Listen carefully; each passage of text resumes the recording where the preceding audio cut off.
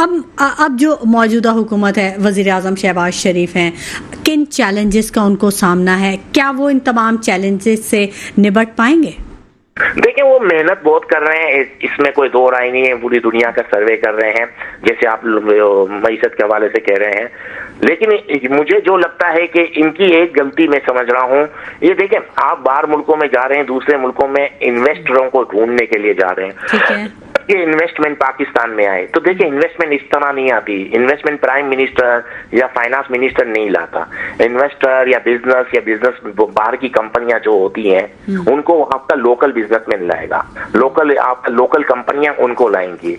हम क्या कर रहे हैं, हुकूमत का क्या काम होता है? सहूलत देना, यानी लॉ एंड ऑर्डर अच्छा करें, करेंसी डी वैल्यू नहीं होने दे, इस तरह का माहौल पैदा करें कि एक इन्वेस्टर एक बिजनेसमैन आए। लेकिन जो बिजनेस कंपनियां हैं जो बाहर की, जो कोई भी आएगा, आप उनको सहूलत दे सकते हैं लेकिन उसको ला नहीं सकते। लाएंगे आपके लोकल बिजनेसमैन।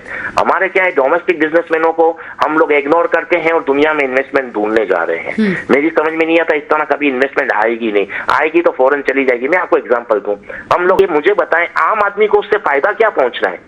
कुछ भी नहीं। कोई चीज में आपने किसी चीज में कमी देखी है?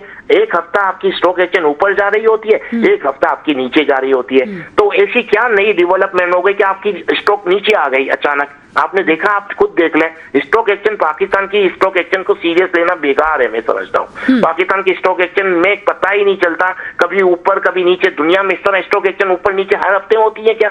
हमारे यहाँ हर 10 दिन के अंदर 4 बार ऊपर गई, 4 बार नीचे गई, क्या मतलब हुआ? ठीक है, ठीक है। इकबाल साहब, जो फिर हमारा बिजनेसमैन है, जो हमारा लोकल बिजनेसमैन है, वो तो बड़ा ही नाउमीद नजर आएगा। मतलब अगर बिजनेस उसके पास है नहीं और काम करने के लिए उसके पास क्लाइंट्स नहीं है, तो वो कैसे काम करेगा? कैसे वो अपनी इन्वेस्टमेंट को सिक्योर करेगा?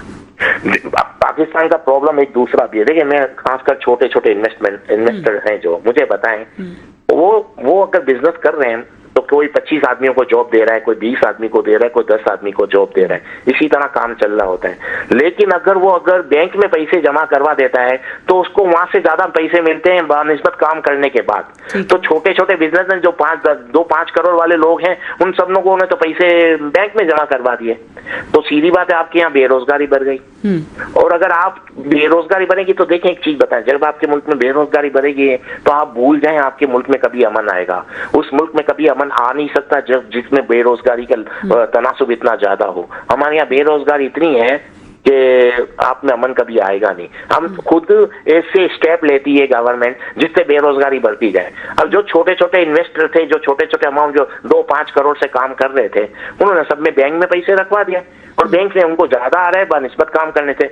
तो उनके पास जो जॉब करते थे, कोई 10, किसी के पास 20, किसी के पास 50, किसी के पास 100, वो सब बेरोजगार हो गए। बाकी जिनके पास बहुत ज्यादा इन्वेस्टमेंट थी, बड़ी थी, वो बाहर चले गए, उन्होंने बाहर इन्वेस्टमेंट कर दी।